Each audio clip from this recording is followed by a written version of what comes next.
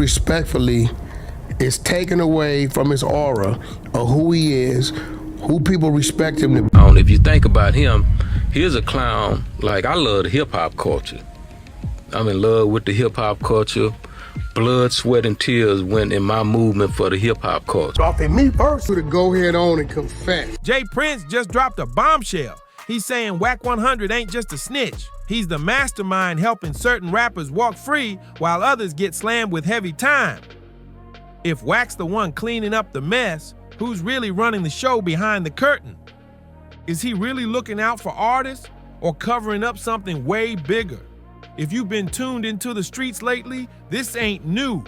Wack 100's name been spinning in those Fed circles for a minute now. Word is, he's been linked to law enforcement for years.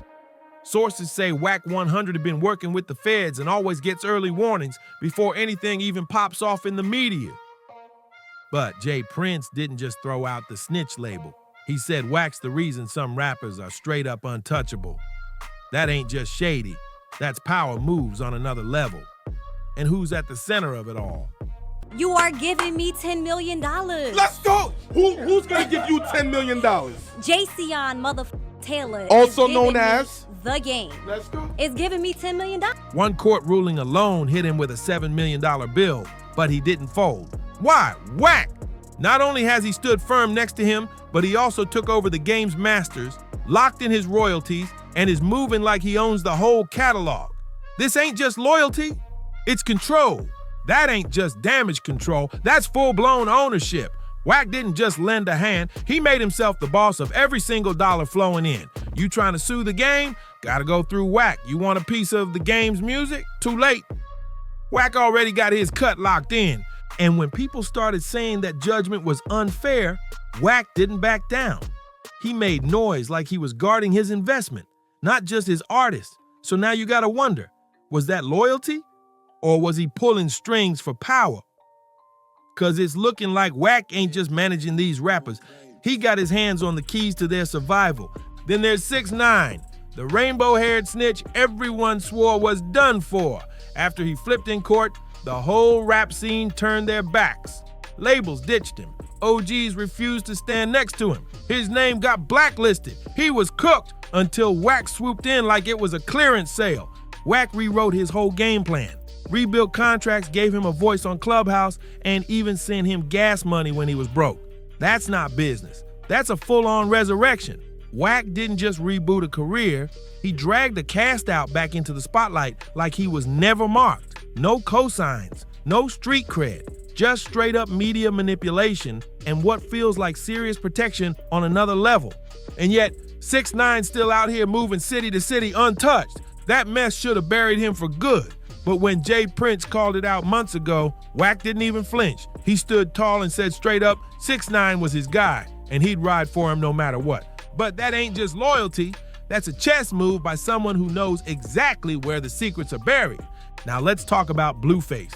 That dude's name stay in the headlines. Arrests, restraining orders, wild fights, viral chaos, like he got a subscription to drama every week. But here's the part that makes no sense. Wack always beats the mess to the media. Before any footage drops or the charges even land, he's already on Clubhouse spinning the narrative. Found out that Wack was working with 6ix9ine. What was your original reaction? I don't even know how that happened, to be honest with you, but it was just like, like you're like, oh, okay, that's like, okay, yeah, like it was one of those, like not like he's weird. It was more like It's like he ain't reacting. He's prepping the streets ahead of time, like he got the court calendar in his inbox. Every time Blueface catches heat, Wack's right there, mic in hand, flipping the script, shifting blame, brushing it off before it makes the front page. That ain't normal PR. That's protection on a whole different level. It's like he's walking around with a scanner and a legal playbook. And when word hit that Wack was working with 6ix9ine, Blueface didn't say a word. No outrage, no distance, just quiet. Why?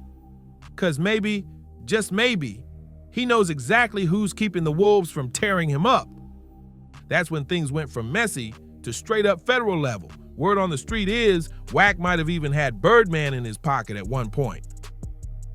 Back in 2018, they teamed up to launch Cash Money West, under Universal and this wasn't no light deal. Reports say they had a $20 million investment riding on it. That's not a link up. That's major business.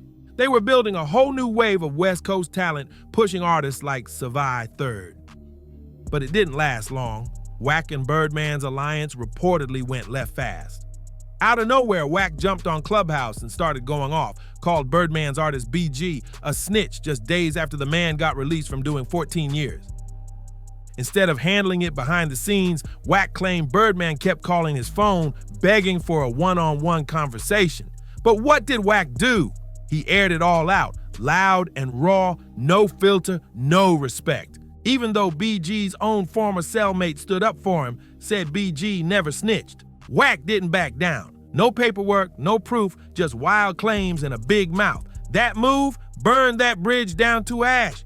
But here's where it gets real shady. Suge Knight, from inside prison, allegedly warned Birdman years ago about Wack. Said dude moved funny and couldn't be trusted. Called him straight up shady. Looking back now, Suge Knight might have been the only one who saw the game before it even started. See, Wack got a pattern. Once you're not tight with him anymore, he flips the switch fast. He'll toss your name in the same sentence as snitch and let the internet go crazy. That's exactly what happened with Big U. These two were solid for years, until suddenly Wack started airing out all kinds of dirt, talking RICO rumors, unsolved cases, and straight up wild allegations. And here's where it turns into something way deeper. Wack allegedly texted Big U's wife right before Big U's arrest, warning her that he needs to leave. So yeah, after you got that message, after you got the message, you hit up Big U's wife. You said, "Sis, 911. One sec, let me get solo." And you gave him a heads up. What I tell him? You said, "One sec, let me get solo. He needs to leave. Bad." In caps, all caps. He needs to leave. I said so bad, right? Yeah, full bad. Say what? That message didn't sound like concern. It sounded like a Fed alert.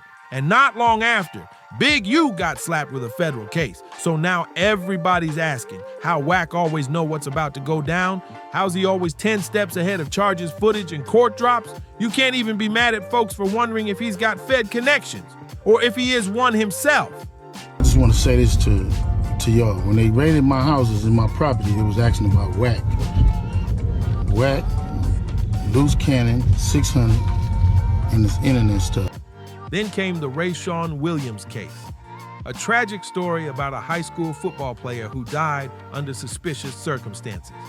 And out of nowhere, Wack hops on Clubhouse and says Big U's DNA was found under Rayshawn's fingernails. Now hold up, that kind of info don't just float through the streets, that's sealed case evidence. Stuff you only know if someone inside told you or if you're the one inside. And what happens next? 2 days after Wack let that bomb drop, the feds swooped in and picked up Big U. That timing, way too perfect to be random. Now imagine you're Big U, and someone you used to break bread with just broadcasted secret evidence that ties you to a serious case. Live for the world to hear. What kind of man does that to someone he used to call family? But here's the wild twist. Right before Big U turned himself in on that RICO case, he popped up on video and called out Wack 100 by name, accusing him of being tied to the FBI. And honestly, it's not far-fetched when you look at the pattern. Wack lives on Clubhouse. That's his personal war zone. And every time he grabs a mic, he starts throwing out snitch labels like it's Halloween candy. Gunna, BG, and even industry folks with zero official charges. If they ain't on his side anymore, he's coming for them. Couldn't represent where you come from and what's supporting you. So now I got to cut you. Yeah, he biting the hand, huh? So I'm not answering Birdman's call. He swore up and down that Gunna had a 2-hour interrogation video, said he'd leak it, claimed he had the receipts. But what happened? Nothing. Just more loud talk, no footage, no proof, just classic Wack running his mouth. Same thing with BG, same thing with half the people he's branded rats. No paperwork, no real evidence, just noise. And that's the play, isn't it? Wack gets loud so the heat stays off him. It's all misdirection, smoke and mirrors. While he's yelling rat at everyone else, he's out here moving like one. Now let's talk wiretaps. Real court docs, not rumors. allegedly had Wack's name show up multiple times in a 2022 federal wiretap. Members of the Rollins 60s were caught on tape talking about putting hands on Wack. That ain't gossip. That's real heat from real street talk. And it's coming straight from court records. They said Wack was a problem. Too many people out here trying to catch him slipping. But somehow he never gets touched. Not on the streets. Not legally. Not even a scratch. And that's exactly why folks started asking the real questions. How is he always in the drama, but never on the paperwork? So people started digging, and it goes back deep. Way back in 2005, Wack and his brother got caught in Texas with illegal firearms. Both of them were already convicted felons. That should have been a wrap. But what happened? The case vanished. It got dropped real quiet. Then Wack started bouncing. Jail to jail, federal facility to federal facility. Then suddenly, he's out.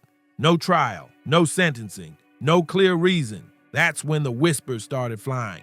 Folks saying maybe he flipped way back then. Maybe that's the moment he linked up with the feds. Because after that, Wack moved different. He popped up in LA out of nowhere. Suddenly he's rubbing elbows with Death Row, chopping it up with Suge Knight, and making big moves, fast. No street heat, no legal roadblocks, just smooth, easy climbs, too smooth. And when you really connect the dots, it paints a loud picture. Wack ain't just a manager. He's the fixer, the one who cleans up messes and plays the middleman between the system and the streets. He doesn't just stand behind the game, 6ix9ine or Blueface on business stuff. He shields them when things get messy, real messy. Legal trouble hits, Wack's right there, flipping the story and keeping him out the fire. And now with Jay Prince saying out loud that Wack's been protecting rappers through federal connections. It don't sound like a wild theory anymore. It's looking more and more like the real deal. Now here's where it gets even messier. People are starting to look sideways at every move Wack 100 makes. It's not just about who he protects, it's who he targets. Notice how anytime someone starts drifting away from him or challenges his power, they end up tangled in some kind of heat, legal drama, media slander, or sudden scandals. And guess who's always the first to speak on it? Wack! He moves like a one-man intel agency, dropping names, teasing paperwork, hinting at sealed info that nobody else got access to. Like when he name-dropped industry folks during live Clubhouse sessions, calling out execs, producers, even former allies, like he got an entire database in his pocket. But nobody's forgotten that little accidental leak a while back when Wack mentioned a rapper's sealed indictment before it even got announced. That ain't something the public's supposed to know. So how's he getting these details early, unless someone's feeding him from inside? And then there's the flip side, the ones he don't speak on. The people close to him stay clean even when they're deep in chaos. That silence speaks volumes, because in this game, silence is protection, and protection ain't free. This got folks questioning the whole setup. Is Wack running a loyalty for safety operation? You stay loyal, you stay safe. But the second you step out of line, your name starts ringing in courtrooms, blogs, and backroom whispers. And now the latest smoke? It's not just rappers and execs raising eyebrows, it's law enforcement too. Behind closed doors, folks whispering that Wack might be more than just connected. He could be useful. That's the word floating around certain circles, useful to them. The type of dude who knows where the trouble's bubbling before it hits the surface. How else do you explain his survival? He's tied to drama that would have buried 10 other people, yet he walks clean every single time. Shootouts, lawsuits, gang beefs, federal raids. Wack's name circles it all, but never lands on the docket. Insiders even claim that during one investigation tied to a high-profile LA shooting, Wack's name came up. But mysteriously, nothing stuck. Witnesses disappeared, leads went cold, and just like that, the case faded. And what did Wack do? Jump back on Clubhouse like nothing happened, narrating the chaos like he was watching a movie he already saw. And let's not forget the times he's posted cryptic messages, "They think I don't know," or "My hand's clean, but I know who's dirty." People used to laugh that off. Now they're not so sure. Meanwhile, artists still line up to work with him, not because they trust him, but because they know he's got reach. The kind of reach that makes court dates disappear and viral scandals shift overnight. It's not about talent anymore. It's about who got the best shield. So ask yourself, if Wack's always one step ahead of the storm, maybe it's because he ain't running from it. Maybe he's the one making it rain. At this point, it don't even feel random. It feels strategic. Just take a look at Wack's inner circle. Start with the game. Wack managed him for years, blocked a $7 million payout, and even claimed ownership over his royalties. That's not just PR, that's straight control. Then there's 6ix9ine. After the whole world branded him a rat, nobody wanted to touch him. Labels dropped him, artists dissed him, his name was straight poison. But guess who stood by him? Wack. Rebuilt his deals, got him back on his feet with Clubhouse hype, even slid him gas money when he was broke. That's not support, that's flipping a fallen asset into a chess piece. And Blueface, legal trouble seems to follow him like a shadow. Arrests, restraining orders, court chaos. But somehow, every single time, Wack's right there running interference, framing the story, spinning the headlines, keeping it from turning into something career-ending. These dudes ain't just artists. They're investments, assets Wack protects because they still serve a purpose. But once someone stops being useful, it's a wrap. Just look at Gunna, BG, Big U, all thrown under the bus the moment things got shaky.